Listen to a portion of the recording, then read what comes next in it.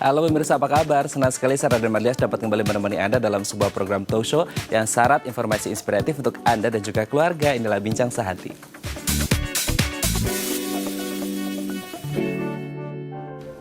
Ya pemirsa, kalau kita berbicara tentang pandemi COVID-19 ini dampaknya sangat luar biasa ya, dari faktor ekonomi, sosial, kesehatan, dan masih banyak lagi. Nah, yang bisa kita lihat saat ini adalah banyak dari kita, khususnya anak-anak muda, anak-anak milenial yang harus bekerja dari rumah atau work from home. Enak sih kerja di rumah, tapi dampaknya apa? Dampaknya satu, durasi kerjanya lebih lama, bisa 24 jam sehari, dan durasi kita untuk menatap entah itu laptop, komputer, ataupun gawai itu lebih lama. Dampaknya apa? Bisa mengganggu kesehatan mata. Oleh karenanya kita harus pintar dan bijak bekerja dengan menggunakan gawai atau lain sebagainya yang bisa mengganggu kesehatan mata kita. Nah, inilah topik yang akan kita bahas hari ini, yaitu kesehatan mata milenial. Kalau kita berbicara tentang mata gitu ya, mata ini juga selain dari sisi medis, ada dari sisi psikologisnya. Kita lihat beberapa fun fact tentang mata ya. Kita lihat yang pertama. Mata sebagai jendela hati. Nah, sering kali kita dengar istilah bahwasanya mata adalah jendela hati. Jadi ketika kita kenal sama seseorang gitu ya, kita bisa mengetahui secara keseluruhan orang tersebut dengan melihat pandangan matanya seperti itu. Karena memang apa yang ada di hati seseorang itu bisa terpancar katanya lewat mata. Apakah benar seperti itu? Nanti kita akan bahas ya. Kita lanjut ke fun fact yang kedua. Mata bisa meningkatkan percaya diri. Pernah nggak ngelihat orang gitu ya yang percaya diri banget gitu, PD-nya tinggi, dan kalau kita lihat dari matanya itu matanya berbinar-binar gitu ya. Pokoknya menampilkan aura yang positif dan juga cerah seperti itu. Nah, ini yang kemudian menandakan bahwasanya mata juga bisa meningkatkan kepercayaan diri seseorang. Kita lanjut yang ketiga. Cerminan karakter. Nah, kita bisa lihat nih dari pandangan mata seseorang, ketika pandangannya sangat tegas sekali berarti orangnya tegas gitu ya. Atau kemudian matanya agak sayu-sayu gitu ya, mungkin orangnya sedikit flekmatis seperti itu. Nah, apakah benar seperti itu? Nanti kita juga bahas. Keempat, komunikasi yang efektif. Nah, seringkali ketika kita berbicara ada komunikasi verbal dan non-verbal. Nah, salah satunya mungkin mata ini menjadi komunikasi yang efektif secara non-verbal gitu ya. Jadi ketika kita ada yang curhat gitu, apakah kita merasa senang atau sedih atau haru, empati, itu kita bisa melihatnya dari tatapan mata. Kita lihat yang terakhir, fun fact yang kelima. Menarik perhatian lawan jenis. Nah, ini yang kemudian sangat penting sekali bagi Anda yang belum punya pasangan. Ini biasanya kalau kita memiliki mata yang indah dan juga mata yang sehat pastinya, ini bisa menarik perhatian lawan jenis. Nggak mau dong ketika kita ketemu seseorang yang kita suka gitu ya, atau gebetan kita, ternyata mata kita agak sayu, agak sembab gitu karena mungkin sering begadang atau kurang tidur. Nah, itu tadi 5 fun fact tentang mata. Kami akan membahasnya saat lagi. Tetap bersama kami di Bincang Sehati.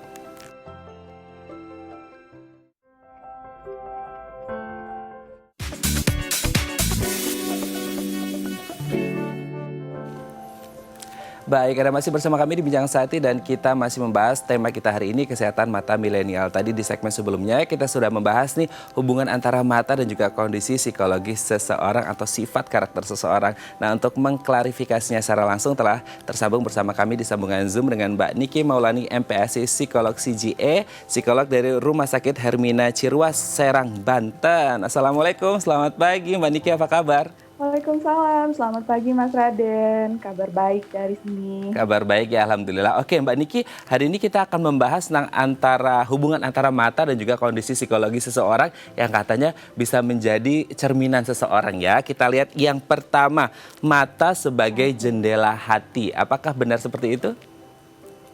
Wah, betul sekali tuh Mas Raden, karena dengan melalui mata kita bisa memprediksi suasana hati seseorang maupun kondisi psikologisnya. Jadi apakah orang tersebut sedang dalam kondisi marah dengan memperlihatkan matanya yang sedang melotot, atau misalkan orang itu sedang dalam kondisi sedih dengan matanya yang berkaca-kaca atau bahkan mengeluarkan air mata, dan ada lagi dalam kondisi bahagia dengan menunjukkan matanya yang berbinar-binar seperti itu Mas Raden. Oke, berarti ini jadi jendela hati dan kita bisa mengetahui kondisi hati atau perasaan seseorang. Tapi bisa tidak sih Mbak yang kemudian kita lagi sedih nih gitu kan, lagi nggak good mood lah gitu, lagi bad mood gitu, dan itu kita mencoba untuk memfake-kan dan mata kita mencoba untuk jadi kayak bahagia. Bisa kelihatan nggak itu? Walaupun kita merasa mata kita bahagia, tapi hati kita sebenarnya juga memendam sesuatu yang sedih gitu. Oh, kalau itu biasanya sih memang itu hanya menjadi satu simbol saja sih. Jadi kalau untuk mengetahui lebih lanjut terkait dengan kondisi emosional seseorangnya, ya kita harus ada komunikasi, misalkan secara percakapan seperti itu.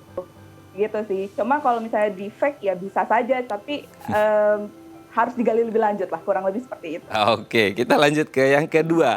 Mata indah dan sehat itu bisa meningkatkan rasa percaya diri. Sering ya Mbak ya kita lihat ketika kita ketemu sama seseorang itu yang public speaker lah katakan gitu ya. Yang pede banget ngomong di depan banyak orang atau di depan kamera gitu. Kita bisa ngelihat itu matanya kayak berbinar-binar. Matanya itu menandakan sesuatu yang something firm gitu. Sesuatu yang tegas dan sesuatu yang rasa confidence-nya tinggi. Dan benar tidak ketika kita memiliki mata yang indah dan juga sehat pastinya itu bisa meningkatkan rasa percaya diri kita. Oh ya tentu, karena dengan mata yang indah dan mata yang sehat, makanya kita lebih percaya diri untuk bertatap muka atau misalnya berbicara dengan orang lain gitu. Nah sehingga banyak sekali khususnya perempuan yang akhirnya merias area matanya Mas, baik menggunakan make up maupun juga dengan melakukan operasi plastik seperti itu. Nah begitu juga dengan sebaliknya, jika kondisi mata kita sedang kurang sehat, misalkan kita sedang sakit mata nih, biasanya kita menjadi kurang percaya diri seperti itu. Sehingga banyak orang-orang juga yang akhirnya menutupinya dengan menggunakan kacamata. Menutupinya dengan kacamata seperti itu ya. Iya. Oke, kita lanjut ke yang ketiga nih Mbak Niki. Mata itu bisa mencerminkan karakter seseorang. Nah kita lihat ya ketika kita berhadapan seseorang, mungkin kalau dalam istilah psikologi itu ada orang dengan karakter koleris gitu ya, dengan plekmatis gitu ya. Nah itu koleris dengan plekmatis dari pandangan mata pun sudah jauh berbeda ya. Ketika kita melihat sesuatu yang tegas banget nih kayaknya, atau plekmatis yang cooling down, yang peaceful gitu. Itu bisa juga memberikan perbedaan ya ketika pandangan mata seseorang dengan karakternya masing-masing. Iya, betul. Karakter itu kan luas sekali ya. Jadi kalau misalkan pandangan mata seseorang itu terkesan fokus gitu ya Mas ya, berarti menandakan karakternya itu percaya diri. Orangnya itu tertarik dengan lawan bicaranya ataupun dengan topik yang sedang dibicarakan. Lalu juga menandakan yang bersangkutan itu mempunyai sikap menghargai karena saat berbicara itu melakukan kontak mata seperti itu. Nah, jika ada seseorang yang melakukan pandangannya itu lebih tidak bisa diam atau tidak bisa fokus dengan lawan bicara, itu bisa menandakan seseorang itu pemalu, introvert, seperti itu Mas. Atau bisa juga yang bersangkutan sedang dalam keadaan takut. Dan yang ketiga ada juga yang memiliki pandangan yang tajam atau dingin seperti itu. Nah itu biasanya memiliki karakter yang keras dan juga mudah marah seperti itu. Oke. Berarti memang dari setiap pandangan mata dan apa yang terjadi di mata itu bisa menandakan atau mencerminkan karakter seseorang gitu ya. Oke, kita lanjut ke fun fact yang keempat nih Mbak Niki. Komunikasi nonverbal yang efektif itu bisa dimulai dari mata. Sering kan kita lihat gini, kalau kita lagi ngomong atau dengerin omongan seseorang, kita harus pandang matanya gitu. Jangan jelalatan kemana-mana matanya gitu. Kita harus pandang di matanya seperti itu. Nah, apakah kemudian ini menjadi salah satu simbol bahwasanya atau tanda gitu, indikator bahwa komunikasi yang efektif itu bisa dimulai yang nonverbal gitu ya, itu dari mata gitu. Karena kita bisa ngeliat kayak ekspresi kita merespons ketika teman kita curhat lagi sedih, kita ikutan sedih bisa dilihat dari mata. Teman kita lagi curhat senang gitu, itu juga bisa dilihat dari mata. Betul seperti itu.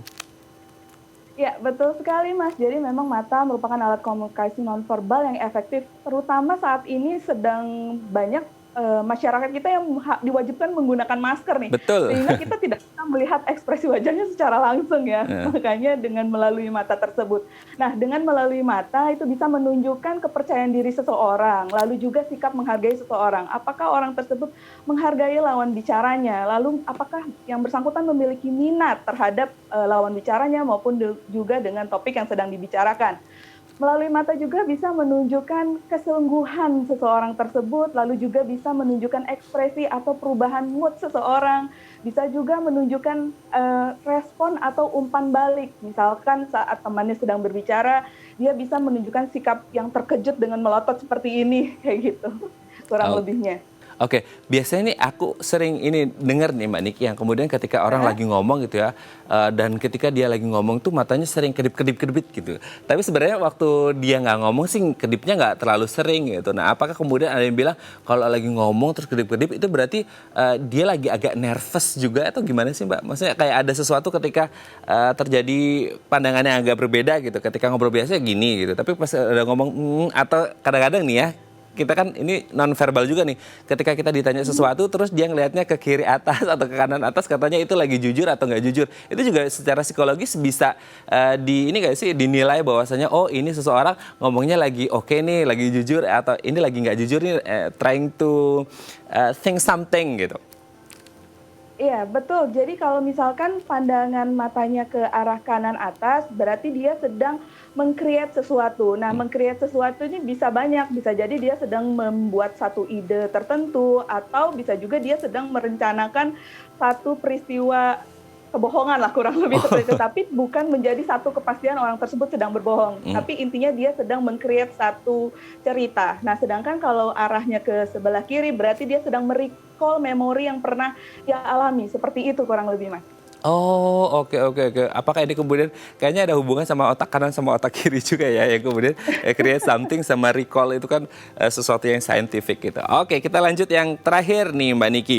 Bisa menarik perhatian lawan jenis. Kalau kita memiliki mata yang indah, mata yang sehat, mata yang berbinar-binar, mata yang beraura positif, ini kabarnya bisa menarik perhatian lawan jenis. Tapi ini dengan tanda kutip bagi mereka yang belum punya pasangan ya.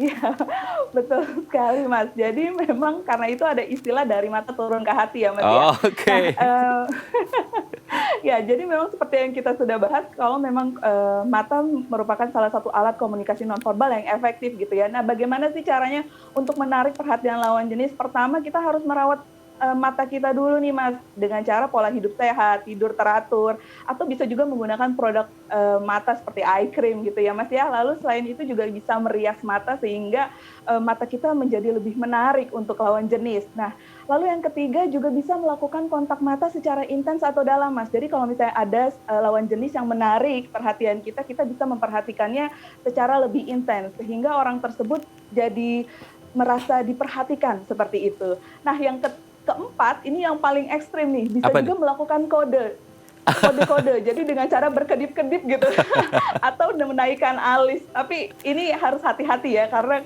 bisa jadi nanti juga jadi kurang nyaman ke lawan jenisnya, seperti itu sih Mas. Oke, ini sangat luar biasa, ada kode-kode kedip-kedip gitu ya. Oke, ini berarti memang bukan lagi kelilipan ya, tapi lagi kode. Yang penting matanya bukan lagi nggak sehat, tapi itu kode belaka kalau kita lagi menarik perhatian lawan jenis karena kita memiliki mata yang indah dan sehat. Baik, terima kasih Mbak Niki Maulani sudah berbagi bersama kami pagi hari ini di Bincang Sehati. Sehat-sehat terus dan salam untuk keluarga di rumah. Baik, pemirsa, selanjutnya kita akan membahas topik kita hari ini, kesehatan mata milenial. Bagi Anda yang memiliki pertanyaan, Anda bisa menghubungi kami di nomor 021 290 32644 atau DM Instagram kami di @bincangsehati.tv. Kami akan segera kembali.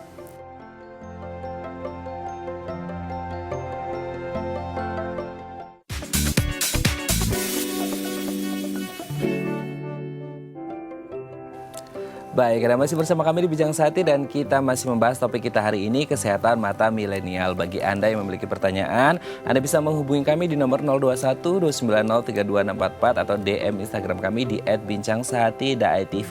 Telah hadir bersama kami di studio Bincang Sehati Dr. Cynthia SPM, spesialis mata dari Rumah Sakit Sen Carolus, Summarecon Serpong. Selamat pagi Dr. Cynthia, apa kabar? Selamat pagi, baik Mas. Ya, selamat datang di Bincang Sehati Dok. Dok, hari ini kita akan membahas tentang kesehatan mata milenial. Salah satu dampak ya yang mungkin kita lihat di pandemi kan banyak orang yang work from home nih Dok. Yang kemudian ini kerjanya bukan 9 to 5 lagi deh kayaknya. Bukan 8 jam sehari tapi 24 hours a day kan. Karena akhirnya nggak kenal waktu gitu kan. Dan banyak dari mereka yang akhirnya harus kayak kerja di depan laptop atau komputer atau gawainya itu lebih lama dengan tatapan ke layar, handphone gitu ya, itu lebih lama dengan takutnya ada radiasi dan bisa mengganggu kesehatan mata mereka gitu. Nah, sebelum kita membahas tentang kesehatan mata milenial dan bagaimana cara merawatnya, boleh dijelaskan nggak sih Dok tentang anatomi dan fungsi dari organ mata kita? Yang pertama dari paling luar kita punya kelopak mata. Itu fungsinya untuk melindungi mata kita. Jadi Oke. misalnya ada debu masuk gitu, kita otomatis akan refleks, kita Nutup. merem gitu untuk melindungi. Terus yang kedua juga ada lebih ke belakang, ada kornea mata, itu selaput bening di mata, itu fungsinya juga untuk melihat. Jadi harus jernih kornea mata itu, kalau ada kelainan di sana pasti penglihatannya akan terganggu. Terus selain itu juga ada selaput iris atau selaput pelangi. Nah, Oh. itu yang memberi warna mata tiap orang lain-lain. Oke, oke, Nah, oke. terus di tengahnya itu ada pupil, fungsinya seperti diafragma pada kamera. Jadi dia akan mengatur jumlah sinar yang masuk. Jadi misalnya di ruangan yang terang, otomatis pupilnya akan mengecil supaya kita juga tidak terlalu silau gitu. Oh. Atau di ruangan yang gelap, otomatis pupilnya juga akan melebar Membesar, supaya ya. kita bisa melihat dengan jelas. Di belakang itu juga ada lensa, itu fungsinya juga untuk melihat gitu. Dan lebih ke belakang lagi ada saraf mata, ada retina, itu juga fungsinya untuk menangkap bayangan. Banyak ya anatominya Ya. yang kita lihat cuma satu sekecil ini, tapi ternyata bagiannya Ya. banyak banget dengan fungsinya masing-masing ya. Ya. Kalau ada satu saja yang terganggu bisa mengganggu pandangan Ya. kita gitu ya, Ya. Dok ya. Oke, tapi sebenarnya ada beda nggak sih, Dok? Anatomi antara mata anak-anak, remaja, dewasa, bahkan sampai lansia, atau mungkin iya. ada penurunan fungsi dari anatomi masing-masing itu yang tadi dokter sebutkan atau gimana? Iya, yang pasti kalau dari anak-anak itu bola mata biasanya pada anak itu lebih kecil. Jadi seiring dengan bertambahnya usia, bola mata akan makin bertambah besar. Terus di usia sekitar lansia akan ada penurunan beberapa fungsi gitu. Jadi misalnya untuk daya akomodasi atau daya mata untuk memfokuskan bayangan itu pasti akan menurun. Dan fungsi sarafnya juga biasanya akan menurun dibanding usia muda. Oke, berkembang kan dari bayi sampai usia berapa itu? Kan nggak mungkin berkembang terus ya. Iya. Pasti ada mentoknya kan ya di Kalau usia. untuk pertumbuhan bola mata biasanya sekitar 8 sampai 10 tahun. Jadi sekitar 10 tahun itu biasanya sudah sama dengan bola mata pada orang dewasa. Oke, sampai 8 antara 10 Iya. 8 sampai 10 tahun gitu ya. Iya. Oke, tapi kalau kita berbicara tentang kesehatan mata nih, Dok. Kalau sehat sih alhamdulillah ya, nggak usah Iya. kita bahas, memang sudah sehat gitu. Tapi biasanya gangguan kesehatan apa sih yang biasa menyerang khususnya di Indonesia mungkin yang dokter tangani? Itu biasanya gangguan kesehatan mata seperti apa yang biasa terjadi di masyarakat kita? Ada berbagai gangguan yang kita tahu biasanya udara di Indonesia mungkin lebih banyak polusi ya dibanding dengan udara betul. luar. Jadi penyakit infeksi di Indonesia juga cukup banyak. Terus yang kedua penggunaan gangguan refraksi atau kelainan dari penglihatan gitu. Biasanya kita lihat saat ini lebih banyak orang yang menggunakan kacamata gitu. Oke. Iya. Tapi ada beda nggak kemudian gangguan kesehatan yang kalau tadi kan kita berbicara kayak di Indonesia banyak polusi Iya. udara gitu ya. Apalagi kalau di Jakarta, aduh itu asap, debu di mana-mana gitu ya, Dok Iya. ya. Nah, ada perbedaan nggak gangguan kesehatan antara anak-anak, kemudian ya tadi remaja dan dewasa sama lansia itu biasanya masalahnya sama atau beda-beda? Ada yang sama, ada yang berbeda juga. Kalau pada anak, apalagi yang terutama bayi baru lahir, itu biasanya dipengaruhi oleh kelainan kongenital ya, atau kelainan yang didapat bayi saat dia berada di dalam kandungan gitu.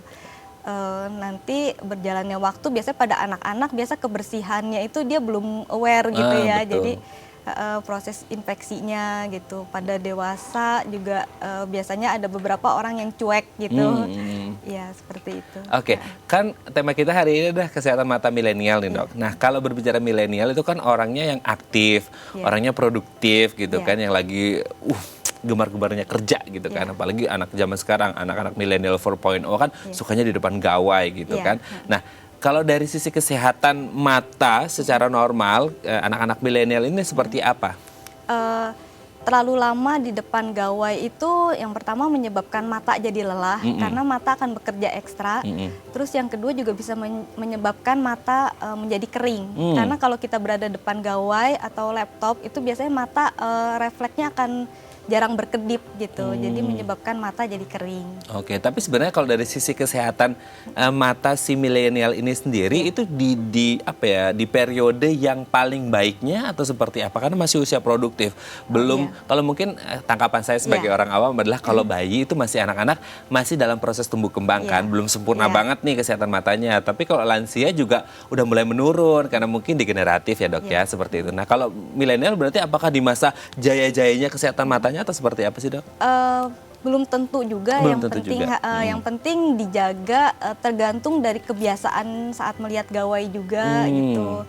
Jadi misalnya kalau diatur pencahayaannya, terus screen time-nya gitu. Jadi banyak faktor yang mempengaruhi. Banyak faktor risikonya juga ya. Tapi berarti apakah ini benar jika meskipun di usia produktif, meskipun di usia milenial, mereka masih bisa rentan terkena penyakit atau gangguan kesehatan mata? Bisa. Oke. Faktor apa sih, Dok, yang biasanya selain screen time tadi, apakah juga pola hidup juga atau seperti apa? Bisa, misalnya ada faktor turunan kacamata, itu juga akan mempengaruhi. Terus lamanya di depan gawai dan jarak juga pencahayaan dari gawainya gitu. Terus mata tiap orang itu lain-lain, jadi tergantung bawaannya juga gitu. Jadi misalnya seperti tadi, misalnya ada faktor turunan kacamata, dia akan lebih beresiko untuk mengalami gangguan penglihatan gitu. Oh, oke. Apakah kemudian ini juga risikonya besar sekali? Berapa persen kira-kira? Maksudnya ketika orang tuanya orang tuanya yang memakai kacamata itu bisa ada potensi faktor risiko juga ke anaknya? Iya. Apalagi kalau ayah ibunya dua-duanya berkacamata, itu resikonya akan lebih besar dibanding kalau hanya salah satu dan dibanding kalau dua-duanya tidak memakai kacamata. Oh, dan itu faktor risiko sudah dari kongenital ya? Sudah dari dalam rahim itu sudah ada? Iya, jadi bawaannya memang. Oh, berarti kalau orang tuanya katakanlah sudah, apalagi minusnya sudah tinggi gitu ya. Nah, itu berarti harus ada preventif dong, tindakan preventif orang tua untuk kemudian itu bisa diminimalkan nggak risikonya ke anaknya? Bisa. Jadi misalnya kedua orang tua berkacamata, jadi kita harus sudah aware bahwa anak ini kemungkinan juga akan mengalami gangguan penglihatan gitu. Jadi sebaiknya dari awal kita jaga kesehatan mata anak. Misalnya dengan faktor yang memperberat, misalnya kalau depan gawai itu dia biasanya mata akan lebih lelah. Jadi mungkin agak mengurangi penggunaan gawai. Terus sedini mungkin kalau bisa dikonsultasikan ke dokter spesialis mata gitu. Jadi dari kecil kita cek penglihatannya. Jadi kalau memang sudah ada gangguan sekecil apapun bisa segera tertangani dibanding kalau sudah terlambat. Oke. Berarti kalau semisal ayah ibunya ini berkacamata dan ibunya ini hamil gitu ya, Dok ya. Berarti ada tidak hal yang mungkin bisa dilakukan sedari ibu hamil untuk mencegah supaya anaknya ini minimal terkena risiko gangguan kesehatan mata? Paling banyak makan vitamin buah dan sayur, atau menjaga pola hidup sehat ya, jadi misalnya hindari merokok gitu, atau biasanya ya nanti kita lihat nanti setelah lahir gitu, jadi bukan hanya dari faktor di kandungan tapi juga dipengaruhi oleh faktor setelah dia lahir. Setelah si anak ini lahir si bayi ini lahir. Nah, seketika pun ketika lahir itu sebenarnya sudah bisa dicek belum sih kesehatan mata si anak ketika mungkin kalau orang tuanya tidak bermasalah dengan kesehatan mata ya ini tidak, it's not a big deal kan, bukan sesuatu yang berat seperti itu. Tapi kalau orang tuanya apalagi minusnya sudah pakai kacamata tebal gitu ya, Dok ya. Nah, kemudian ketika lahir si bayi ini sudah langsung dicek kesehatan matanya apakah mengalami gangguan atau tidak, itu sudah bisa dicek atau sudah bisa. Dan selama ini banyak tidak, Dok, yang kasus kongenital seperti ini? Biasanya jarang sih. Oke, biasanya jarang. Biasanya ya munculnya biasanya di usia sekitar 3 tahun atau usia sekolah sekitar 5 tahun, 6 tahun gitu. Oh, oke, seperti itu ya. Tapi kalau kita kembali lagi ke topik kita hari ini tentang milenial, kan sekarang pandemi seperti itu ya, Dok ya. Dimana banyak kemudian anak-anak muda kita yang tadi kan dokter sudah sebut juga radiasinya juga berbahaya ya. Itu berbahaya sekali nggak untuk, mungkin kan sekarang kayak masih dari bulan Maret, April, Mei, Juni, Juli, Agustus, ya kurang lebih 6 bulan lah dari kita yang work from home. Itu selama 6 bulan itu sudah kira-kira ada efek nggak sih ke kesehatan mata, atau nanti efeknya sebenarnya jangka panjang ke depan, Dok? Tergantung dari lamanya dan screen time-nya. Jadi lamanya dia menggunakan gawai dan seberapa sering dia menggunakan gawai. Jadi misalnya dia hanya menggunakan gawai hanya untuk sekolah online. Itu mungkin yang hanya 1 jam atau 2 jam, atau mungkin paling lama kalau usia SMP atau SMA mungkin sekitar 4 sampai 5 jam ya. Mungkin setelah itu dia sudah tidak menggunakan gawai lagi, itu mungkin akan lebih baik dibanding anak yang seharian terpapar oleh gawai. Jadi misalnya dia menggunakan gawai untuk sekolah, setelah itu dia masih menggunakan gawai untuk nonton atau untuk main game gitu. Seperti itu. Beda tidak untuk yang nonton kemudian ada yang kerja gitu. Kalau kerja kan mungkin dia lebih ke office ya gitu, Microsoft Office gitu. Itu sebenarnya dampaknya sama aja sebenarnya. Sama aja ya. Oke. Screen time yang ideal yang kayaknya pas untuk apa ya, mata kita itu dalam hitungan menit atau jam sebenarnya untuk mata kita. Oke, take rest dulu, istirahat dulu gitu. Kalau untuk anak-anak sampai usia 2 tahun tidak disarankan terpapar oleh gawai. Sekitar 3 sampai 5 tahun disarankan hanya 1 jam per hari. Sekitar 6 tahun ke atas disarankan hanya 2 jam per hari. Tapi saat ini memang sulit, apalagi masa pandemi ya Dok ya. Di masa pandemi ini, jadi sebaiknya kita melakukan relaksasi mata. Relaksasi mata ini ada yang disebut aturan 20-20-20. Jadi selama menggunakan komputer selama 20 menit, kita harus melihat ke jarak sekitar 20 feet atau sekitar 6 meter selama 20 detik. Gitu. 20 ya. 20 menit penggunaan menatap layar gawai atau komputer, 20 feet menatap sekitar 6 meter di kita selama 20 detik. Habis itu balik lagi. Itu bisa merilekskan mata ya Dok ya. Oke, baik Dok, nanti kita akan membahas lebih dalam lagi tentang kesehatan mata milenial. Bagi Anda pemirsa yang memiliki pertanyaan, Anda bisa menghubungi kami di nomor 021 290 3244 atau DM Instagram kami di @bincangsaati.tv. Kami akan segera kembali.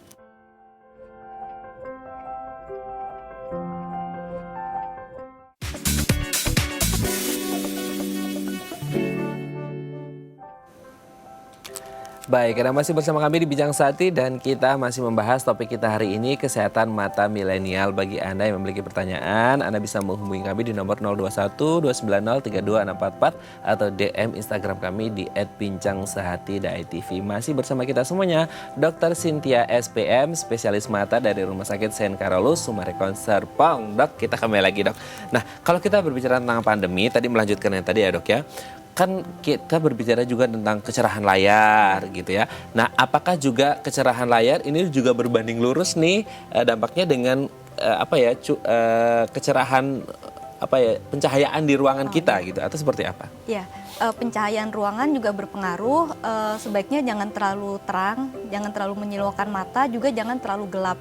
Karena kalau ruangan gelap terus kita menatap layar gawai yang terlalu terang, itu kesannya terlalu menyilaukan juga, jadi membuat mata lebih cepat lelah. Kalau terlalu terang juga agak susah juga, kita harus ngeliat layarnya malah justru lebih capek ya Dok ya? Iya, lebih lelah matanya. Oke, berarti standar pencahayaan supaya mata kita ini bisa menangkapnya secara clear itu sesuai dengan kecerahan layar atau seperti apa sih? Yang penting tidak terlalu menyilaukan dan tidak terlalu gelap. Karena kalau terlalu gelap juga kita akan sulit untuk menatap layar. Kalau terlalu terang juga terlalu menyilaukan, jadi mata juga akan cepat lelah. Yang sedang-sedang saja ya Dok ya. Kita yang penting nyaman. Yang penting nyaman di mata kita. Oke. Kan banyak yang akhirnya kayak takut radiasi di layar hingga akhirnya mereka pakai kacamata. Itu efektif nggak sih Dok? Itu cukup efektif untuk menangkal dari sisi radiasinya. Tapi kesehatan mata ini tidak hanya dari faktor radiasi, tapi banyak faktor juga yang mempengaruhi gitu. Kalau untuk dari faktor radiasi bisa menggunakan kacamata anti radiasi, atau pada gawai yang saat ini biasanya sudah ada filter Blu-ray-nya, itu juga bisa dinyalakan. Oh gitu. Biasanya kalau pakai kacamata itu sebenarnya dampaknya bagus atau justru bikin mata lebih lelah? Atau gimana? Dampaknya bagus, tapi harus dilihat juga dari faktor lainnya. Jadi misalnya dari lamanya atau pencahayaannya gitu, atau orang yang sudah menggunakan kacamata sebaiknya kacamatanya terus dipakai. Karena kalau enggak matanya juga maksa untuk lihat, jadi lama-lama lelah juga gitu. Oke. Dengan beberapa kondisi yang tadi sebenarnya Dok ya, berapa lama sih ketika orang mulai terpapar nih, katakan kayak kita dari bulan Maret kan gitu, sekitar 6 bulan mulai terpapar, harus kerja di rumah, work from home, anak-anak muda meskipun notabene-nya genetiknya lagi bagus-bagusnya gitu ya, lagi imunnya lagi bagus-bagusnya. Nah, berapa lama sih orang sudah mulai merasakan ada gangguan di matanya ketika mereka sudah terpapar dengan entah itu kecerahan layar atau terpapar sinar matahari atau yang lain sebagainya, sehingga akhirnya mereka udah mulai nih ngerasain gejala-gejala ada gangguan kesehatan. Itu berapa lama durasinya biasanya dari pertama kali terpapar hingga akhirnya mulai ngerasa ada, aduh matanya agak capek, agak lelah gitu? Tiap orang lain-lain, jadi yang pertama dipengaruhi dari faktor genetik atau bawaan juga, terus dipengaruhi oleh keadaan mata sebelum pandemi ini ya, jadi sebelum dia terpapar dengan gawai gitu, keadaan matanya apakah sudah baik atau sebenarnya sudah ada kelainan tapi tidak dirasa. Gitu. Oke, berarti dari kesehatan pribadi masing-masing orang itu berbeda-beda gitu ya dok ya. Kalau dari faktor genetik berarti memang nggak bisa diapa-apain ya dok? Iya, itu tidak bisa diapa-apakan, memang bawaannya. Bawaannya ya, oke. Berarti kalau sudah mulai tanda-tanda, biasanya sih tanda-tanda seperti apa sih dok ketika kita mulai kayak ada gangguan mata? Apakah memang rasa capek atau mungkin, kayak ada kotoran di mata atau seperti apa sih dok? Biasanya kalau untuk gangguan penglihatan, kalau pada anak kecil biasanya dia keluhannya kadang kalau melihat sesuatu matanya agak dipicingkan, atau dia sering berkedip, atau sering kucuk-kucuk mata gitu. Pada orang dewasa biasanya sudah lebih mengerti ya, jadi biasanya dia sudah tahu bahwa kok saya kalau lihat jauh atau kalau untuk membaca penglihatannya sudah agak berkurang. Nah biasanya nih dok, kalau untuk anak-anak muda gitu ya, saya juga kadang-kadang ngalamin gitu, ketika saya harus natap layar komputer gitu ya, berapa menit gitu ya, terus itu jelas dok, sebenarnya di mata itu jelas gitu, tapi kemudian ketika saya harus ada yang manggil gitu, dari sekitar jarak 20 meter gitu ya, terus saya langsung ke arah suara orang manggil gitu, saya ngeliat masih agak buram, tapi lama-lama beberapa detik langsung cerah. Itu sebenarnya udah menandakan mata mulai lelah karena menatap komputer atau seperti apa? Bisa jadi karena saat kita menatap layar itu kan jaraknya dekat ya, jadi mata otomatis akan bekerja berakomodasi. Nah, saat kita menatap biasanya matanya sudah dalam keadaan lelah. Jadi saat kita melihat jauh atau melihat orang tersebut, kita butuh beradaptasi lagi gitu. Tapi itu sebenarnya menuju ke gangguan mata nggak sih, kayak minus atau cuma sekadar matanya lelah aja karena habis terpapar radiasi screen time-nya atau gimana itu? Itu bisa jadi ada kelainan atau bisa juga enggak. Gitu. Jadi harus dicek apakah kelainan itu terus-menerus atau hanya sementara, itu juga harus dilihat. Oke. Sebenarnya kalau mengalami hal yang seperti yang tadi itu sebenarnya bisa dihandle sendiri dulu. Maksudnya kayak, kayaknya mataku udah mulai lelah nih gara-gara work from home gitu kan, selama kurang lebih 5-6 bulan ini. Dan akhirnya mereka kayak, aku belum mau ke dokter dulu deh, aku mau coba kayak asupan gizi yang sehat, vitamin, vitamin mata gitu. Atau memang kalau udah mulai mengalami hal tadi kayak mata lelah segala macam, kita harus segera ke dokter gitu untuk segera cek mata, khususnya ke spesialis mata atau gimana sih dok? Di masa pandemi ini mungkin orang juga takut untuk ke dokter ya atau ke rumah sakit gitu. Jadi kalau memang mengalami gangguan bisa dicoba dulu dengan istirahat, misalnya cukup tidur, mengurangi depan gawai atau laptop atau komputer gitu. Nanti kalau misalnya selama 1 minggu tidak berkurang atau kelainannya tetap ada, itu bisa diperiksakan ke dokter. Oke. Kalau keluhannya terus berlanjut gitu ya dok ya. Oke dok, kita sudah ada di Instagram, kita coba lihat terlebih dahulu, kita baca di layar. Dari @Andini Pratiwi, dok saya punya kebiasaan menaikkan salah satu alis. Maksudnya gini, menaikkan salah satu alis ya? Apakah itu bisa menyebabkan pelebaran pada mata sebelah saya? Soalnya mata saya yang satu lebar dan yang satunya sedikit sayu. Oke. Sering menaikkan salah satu alis, apakah bisa menyebabkan pelebaran pada mata sebelah saya? Yang satu lebar, satu sayu, itu gimana dok? Biasanya kalau untuk menaikkan alis itu biasanya sih tidak terlalu berpengaruh untuk besar atau kecilnya mata. Perbedaan biasanya mata tiap orang pun tidak persis sama. Jadi kalau beda mata kanan dan kiri tidak lebih dari 3 mili itu masih dianggap normal. Oke, tapi kalau dilihat dari kan banyak apalagi perempuan ini Mbak Andi ini kan ya, mungkin menaikkan salah satu alis tuh maksudnya untuk nilai estetik kali ya, untuk kemudian merasa tidak proporsional gitu, mungkin menaikkan salah satu alis sehingga mungkin dampaknya dia ke kesehatan mata gitu. Ada efeknya nggak sih dok? Ketika kita mau meng-create something yang tujuannya bukan ke kesehatan sebenarnya, bukan ke medis, tapi lebih ke estetika gitu. Itu ada pengaruhnya ke mungkin ada saraf atau otot di sekitar mata yang terganggu atau tidak sih? Bisa jadi sih. Karena memang sarafnya berhubungan. Gitu. Oh, oke seperti itu. Tapi dampaknya bisa bahaya banget gitu, Dok. Tergantung dari kelainannya, apakah ringan, apakah berat, berapa saraf yang kena. Tapi kalau tadi dibilang kan satu matanya lebar, Iya. satu matanya sayu gitu. Iya. Itu kalau yang lebar oke lah, memang Iya, sering biasa. iya. Sayu itu juga dampak dari menaikkan alis itu tuh bukan?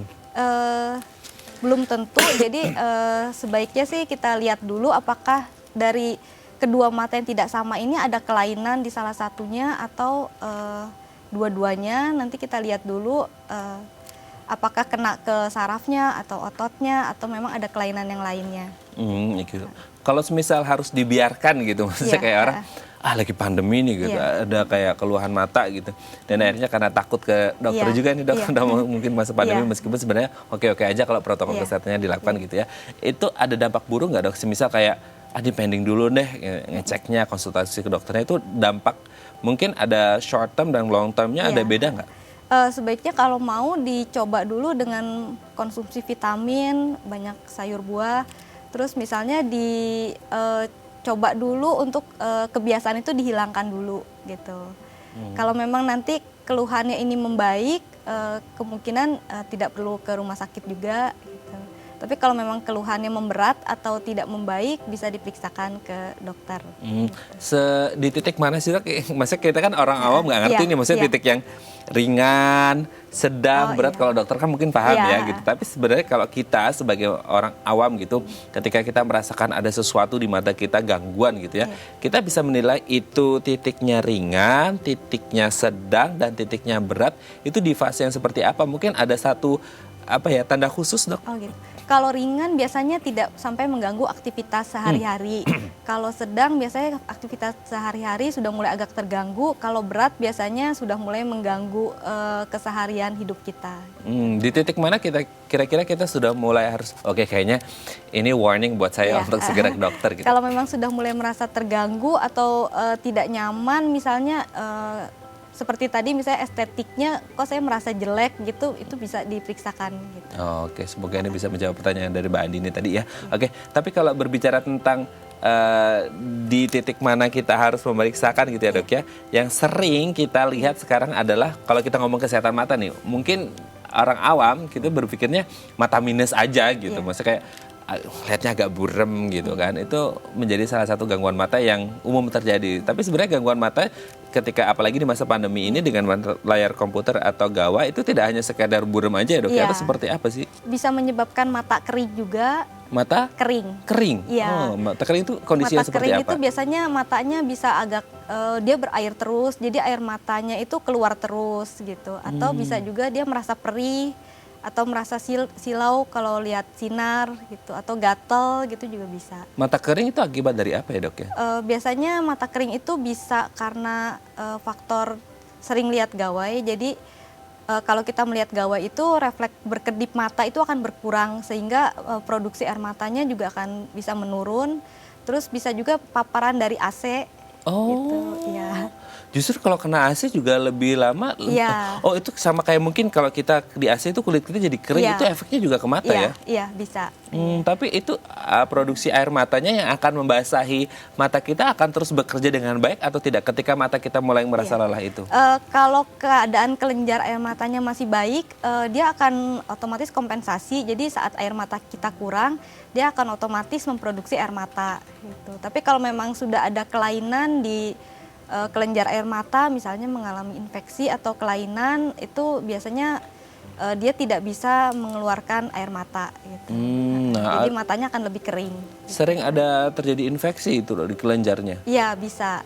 Biasanya faktor apa itu yang menyebabkan akhirnya terjadi infeksi di kelenjar? Infeksi itu bisa karena kebersihan. Jadi misalnya apalagi di masa pandemi misalnya kucek-kucek mata gitu. Sebaiknya kita jangan pegang-pegang mata gitu. Atau misalnya tertular dari orang yang mengalami infeksi juga bisa gitu. Jadi misalnya kita misalnya anak kita misalnya sakit mata, kita pegang mata dia, kita ngobatin mata dia, setelah itu tanpa sadar kita pegang mata kita sendiri gitu. Jadi kita tertular gitu bisa. Oke, jadi jangan sering-sering kucek mata Iya. juga ya. Oke dok, nanti di segmen selanjutnya kita akan membahas nih tips untuk menjaga kesehatan mata supaya mata kita tetap sehat gitu dan indah pastinya, apalagi di masa pandemi seperti saat ini ya dok ya.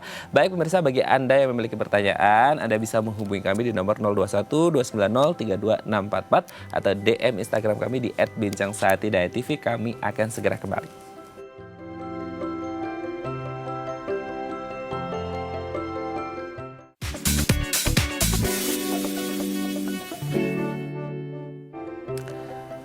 Baik, Anda masih bersama kami di Bincang Saati dan kita masih membahas topik kita hari ini, kesehatan mata milenial bersama dengan Dr. Cynthia SPM, spesialis mata dari Rumah Sakit Sen Carolus, Summarecon Serpong. Dr. Cynthia, di segmen terakhir ini kita akan membahas nih beberapa tips untuk menjaga kesehatan mata kita supaya tetap sehat gitu ya dan indah pastinya, apalagi di masa pandemi saat ini ketika kita harus 24 hours a day, 24/7 gitu ya, bisa jadi tetap di depan layar gawai kita tapi tetap mata kita tetap sehat ya. Kita lihat yang pertama.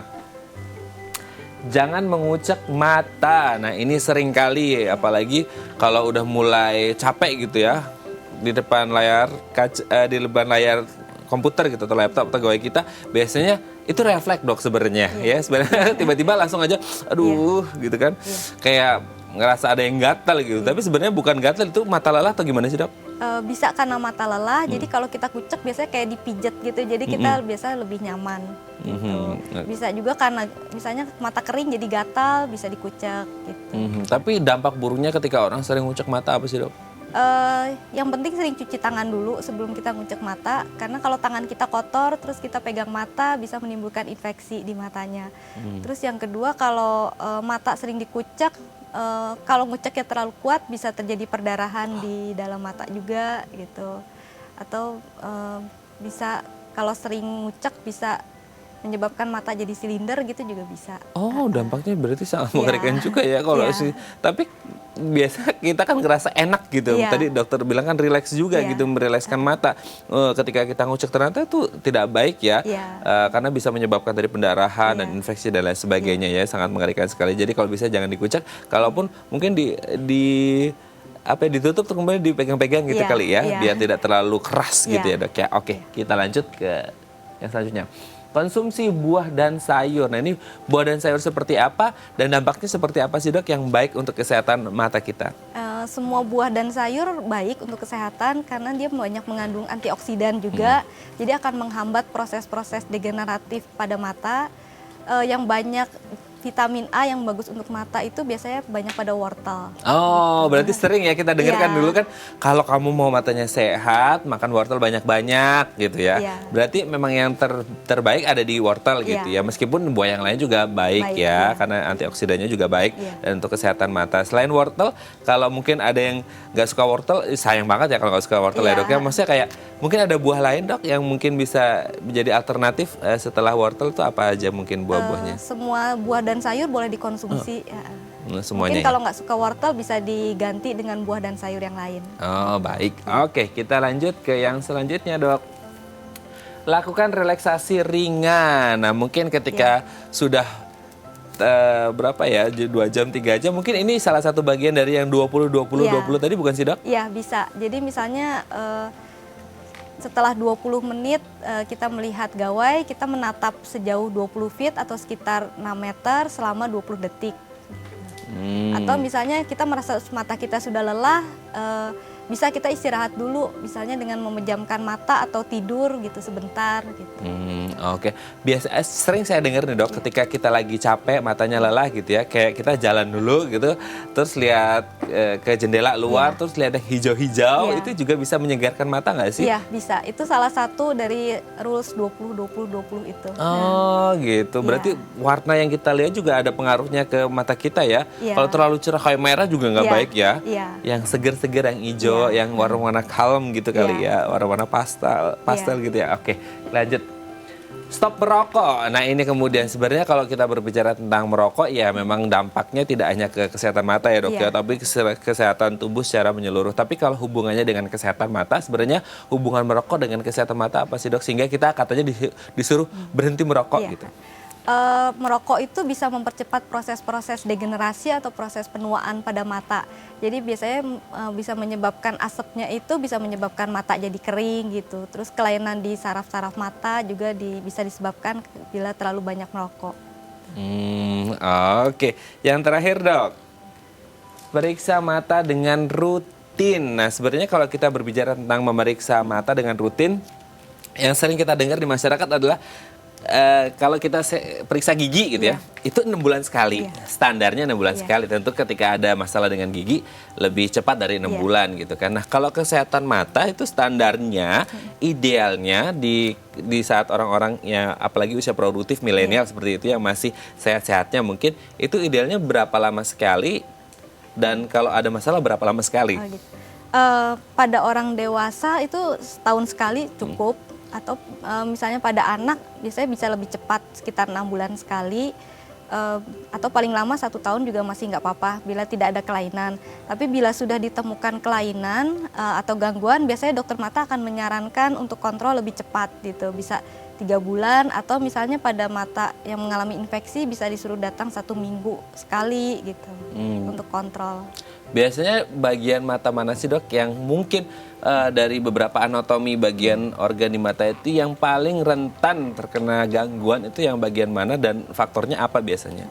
Yang paling rentan biasanya yang bagian mata luar, jadi seperti radang atau orang awam biasanya menyebutnya mata merah atau mata belekan, itu karena lebih mudah untuk terpapar dengan polusi, dengan debu gitu.